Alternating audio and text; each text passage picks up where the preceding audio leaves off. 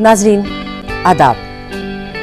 पिछले कई महीनों से हमारी सरजमीन पाक में बहरानी सियासत की कर्बनाक आंधी ने हमारी मुसरतों के खुश रंग गुलशन उजाड़ कर रख दिए हैं। महंगाई, लोड शेडिंग और खुदकुश हमलों के तसलसल ने जिंदगी अजीरन बनाकर रख दी है, जिसे देखो हैरान और परेशान नजर आता है। इन हालात में जिंदगी के बेसुकून लम्हों को आलूदगी की तशवीश से पाक करने का एक ही तरीका है, वो ये कि सियासी गुफ्तगू से परहेज किया जाए। यही वजह है कि हमारा प्रोग्राम अपनी नौइयत का वाहिद प्रोग्राम है जिसमें पॉलिटिक्स से बिल्कुल काम नहीं लिया जाता।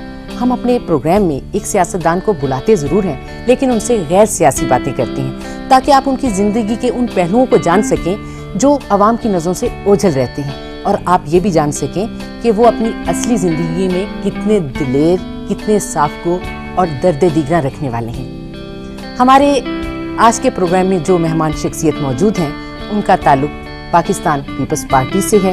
इंफॉर्मेशन मिनिस्टर रह चुके हैं। आइए उनसे मिलते हैं। खालिद खरल साहब। खालिद साहब, कैसे हैं आप?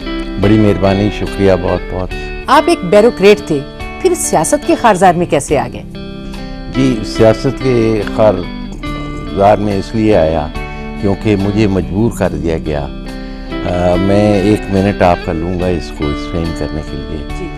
मैं सिविल सर्विस ऑफ पाकिस्तान में था और डिप्टी कमिश्नर था लाड़काना में। तो सडनली ज़ियाउल हक ने टेक ओवर कर लिया। अच्छा। ज़ियाउल हक के टेक ओवर के बाद मुझे इन्होंने इस्लामाबाद में नज़रबंद कर दिया और मेरे से भुट्टो साहब के खिलाफ बयान लेने की कोशिश करते रहे। अच्छा। मैंने इन्हें समझाया कि भुट्टो साहब ने कोई ऐसा गलत काम नहीं किया जिसके लिए आप मुझसे कोई बयान ले, अगर कोई है तो आप मुझे बताएं, मैं ऑन करूंगा। तो इनको पास कोई बात नहीं थी एक्सेप्ट इन्होंने विदाउट एनी रीज़न मुझे 12 महीने के लिए अंदर बंद करके रखा, नज़रबंद। उसके बाद जब हाई कोर्ट ने मुझे छोड़ दिया, मेरे पास और कोई चारा नहीं था कि मैं मुल्क से बाहर चला जाऊं, क्योंकि फौजियों ने ये भी मुझे थ्रेटन किया कि आपको नौकरी से निकाल देंगे। नौकरी मैंने कोई इनकी वजह से नहीं ली थी, अपने मेरिट पे की थी, इसलिए मैं मुल्क छोड़ के बाहर चला गया। और फिर 10 साल तक मैं हुकूमत अबू धाबी के साथ मुलाजमत करता रहा। अच्छा। 10 साल के बाद जब ज़ियाउल हक का जहाज़ गिरा, वो इंतकाल कर गए, तो फिर पहली दफ़ा मैं पाकिस्तान वापस आया। तो मोहतरमा बेनज़ीर भुट्टो ने उस वक़्त मुझे कहा कि आप मेरे एडवाइज़र के तौर पे काम करें। फिर मैं उनके एडवाइज़र के तौर पे काम करता रहा। 93 में जब दोबारा इलेक्शन हुआ तो मोहतरमा ने मुझे इंसिस्ट किया कि मैं इलेक्शन लड़ूं। तो मैं बामरे मजबूरी मैंने इलेक्शन लड़ा, जीत गया और मुझे उन्होंने अपनी कैबिनेट में साथ रखा। तो मैं I became the information minister. So it was not by choice, मैं नहीं आया। अच्छा। मगर धकेल दिया गया। अच्छा।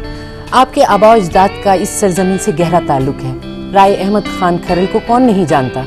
उन्होंने अंग्रेज़ों के खिलाफ बहादुरी से लड़ते हुए अपनी जान का नजराना पेश किया। इस हिसाब से देखा जाए तो पंजाब के असल वारिस तो आपके खानदान वाले ही कहलाते हैं, लेकिन पंजाब के इस वक्त जो असल वारिस बनकर बैठे हैं, आखिर वो कौन है?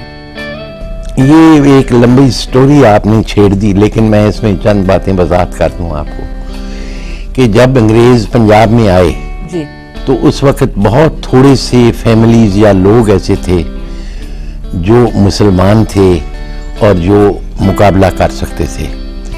अंग्रेज़ों के मुकाबले में सिर्फ अहमद खान खरल या खरलों के ख़ानदान ने उसका मुकाबला किया। अच्छा। उसके अलावा अंग्रेज़ों के लिए रन ओवर था वर्चुअली पंजाब, क्योंकि पंजाब में और कहीं रेजिस्टेंस ना नोन है ना रिकॉर्डेड है कि जी फलां जगह पे किसी ने मुकाबला किया अंग्रेज़ का। अंग्रेज़ का मुकाबला हुआ तो आजकल जो इलाका कहलाता है गुगेरा एक जगह है, पुलिस स्टेशन है, वहाँ पे ये ज़िला होता था किसी ज़माने में। वहाँ पे अहमद खान खरल ने इनका मुकाबला किया और लड़ाइयाँ लड़ी, और वहाँ पे आज तक मशहूर हैं लोक गीत कि किस तरीके से अहमद खान ने बर्कले को अंग्रेज़ को मारा और उसका सर उसने नेज़े पे उछाल के फेंका। तो ये सारी ब्रेवरी की कहानियाँ हैं لیکن آج جو وارث جو آپ کہتے ہیں آج بنے ہوئے ہیں ان کی کہانی بڑی مختلف ہے. ان کی کہانی میں میں ایک صرف واقعہ چھوٹا سا آپ کو ہسٹوریکلی کریکٹ بات بتا دوں. نہیں یہ بہت ضروری ہے کیونکہ ہمارے عوام تک جو تاریخ ہے وہ صحیح پہنچنی چاہیے. جی میں اسی میں ذکر کر رہا ہوں. جب 1857 میں انگریزوں کے خلاف بغاوت ہوئی, وار آف انڈیپینڈنس ہوئی, تو دہلی پہ قبضہ تھا مغل بادشاہوں کا, اور باقی تمام جگہ پہ انگریز وائپ آف ہو گئے سوائے پنجاب کے. تو پنجاب سے ایک کرنل نکلسن تھے, وہ ایک قافلہ باقاعدہ لے کے چلے وہاں سے ٹیکسلا سے دہلی پہ, تاکہ اس کو چھڑایا جا سکے مغلوں کے قبضے سے. وہ گئے وہاں پہ, تو جس وقت دہلی میں داخل ہو رہے تھے, فصیل توڑ کے اندر جا رہے تھے, تو ایک گولا کرنل نکلسن کی چھاتی پہ لگا, ریکارڈڈ بات ہے, اس کی چھاتی میں لگا اور وہ گھوڑے سے گر گیا. ان کا گھوڑے کا سائز ہوتا تھا گھوڑے کی مالش کرنے والا, اس کا نام تھا عمر حیات. اچھا. تو اس نے عمر حیات نے دیکھا کہ یہ تو مر رہا ہے کرنل نکلسن. اس نے کہا کہ صاحب آپ مجھے کچھ لکھ دیں. اچھا. اس نے کہا جی میں تو مر رہا ہوں, تو میرے پاس نہ کاغذ ہے نہ پینسل ہے, میں آپ کو کیا لکھ کے دوں. اس نے فوراً نکلسن کی قمیض کا ٹکڑا پھاڑ کے اس کا ہاتھ اس کے خون میں لگا کے کہا کہ اب لکھ دو. اس نے اس پہ لکھا عمرہ ڈیڈ ویل. اچھا. نیچے سائن کیا نکلسن. اب وہ ٹکڑا لے کے یہ پھر گھومتے رہے انگریزوں کے پیچھے. اچھا. کہ ہمیں کوئی جاگیر عنایت کرو. ان کو پھر جاگیریں ملی. یہ وہ فیملی ہے جو بعد میں سر سکندر حیات کے نام سے پنجاب کے گورنر بنے. آپ یہ بتائیے کہ آپ نے اپنی اب تک کی زندگی میں اپنی ذات سے ہٹ کر دوسروں کے لیے کیا کچھ کیا؟ جی میں نے خدمت کی ہے جس کیپیسٹی میں رہا ہوں.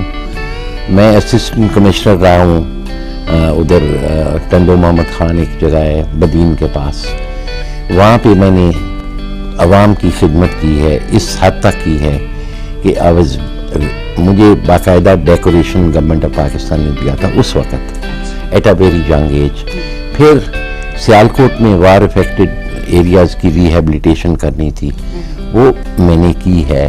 لوگوں کو بحال کرنا, 365 ولیجز سے سیالکوٹ کے ان لوگوں کو واپس جا کے بسانا, یہ کام سارے کیے ہیں. اور لاڑکانہ میں بے شمار خدمت کی ہے. کسی بندے سے آپ پوچھ لیں کہ کتنی, اس میں کوئی یہ نہیں تھا قانون یہ کہتا ہے وہ کہتا ہے, خدمت کا جذبہ تھا تھرو آؤٹ, اور آج بھی ہے انشاءاللہ تعالی. اچھا. آپ خود کو سینسیٹیو سمجھتے ہیں یا آپ سمجھتے ہیں کہ آپ بہت مضبوط دل و دماغ کے مالک ہیں؟ جی میں اپنے آپ کو بڑا مضبوط سمجھتا ہوں, کیونکہ میرے ساتھ جو کچھ ہو چکا ہے زندگی میں اس سے گزر کے جانا, بہت کم بندے ہوں گے جو گزر کے گئے ہوں گے. کہ ایک طرف آپ ایک ڈویژن کے کمشنر ہیں, اگلے دن آپ جیل میں ہیں, اس کے بعد آپ انگلستان کی سڑکوں پہ گھوم رہے ہیں بغیر پیسوں کے, اور پھر نئے سرے سے ایک زندگی کا آغاز کرتے ہیں, پھر پاکستان واپس آتے ہیں تو پالیٹکس میں آتے ہیں. تو میں ایک مضبوط اعصاب کا مالک ہوں, مجھے کبھی اس میں کسی قسم کی نا امیدی اللہ تعالیٰ کی طرف سے کبھی نہیں. اچھا, کیا دنیا میں کوئی ایسا شخص موجود ہے جس سے آپ نے بے پناہ نفرت کی ہو؟ یہ بڑا مشکل سوال ہے, لیکن میں صرف یہ ایک ہی بات کہوں گا کہ معذرت کے ساتھ, اجاز الحق سے معذرت کے ساتھ, اس کے والد مرحوم کے ساتھ, ضیاء الحق کے ساتھ انتہا درجے کی نفرت اس وجہ سے تھی کہ وہ ایک ملٹری ڈکٹیٹر تھا اور اس نے ایک بے گناہ آدمی کو پھانسی پہ لٹکایا. اچھا, آپ کے اندر کون سا احساس زیادہ موجود ہے, درد, خوشی, اداسی یا محبت؟ جی درد میرے خیال میں سب سے, جو آپ نے پہلے نام لیا, یہ درد سب سے زیادہ میرے سے دیکھا نہیں جاتا. اگر کہیں خون بہ رہا ہو تو آئی کانٹ سی دیٹ. اگر کوئی, میں موسٹلی اوائڈ کرتا ہوں, کہیں ایکسیڈنٹ ہو جائے تو بندے تڑف رہے ہیں تو میں اوائڈ کرتا ہوں. زندگی میں کبھی کسی بات پر شرمندہ بھی ہوئے؟ میرا نہیں خیال کہ میں زندگی میں کسی بات پہ کبھی شرمندہ ہوں. اگر شرمندہ ہوں گا تو میں اس سے فوراً معذرت کر لوں گا, تاکہ وہ پھر شرمندگی ختم ہو جاتی ہے, رہتی نہیں. नाज़रीन, बातों का सिलसिला अभी जारी है। वक्त हुआ है एक शॉर्ट ब्रेक का। चंद लम्हों के बाद वापस आते हैं।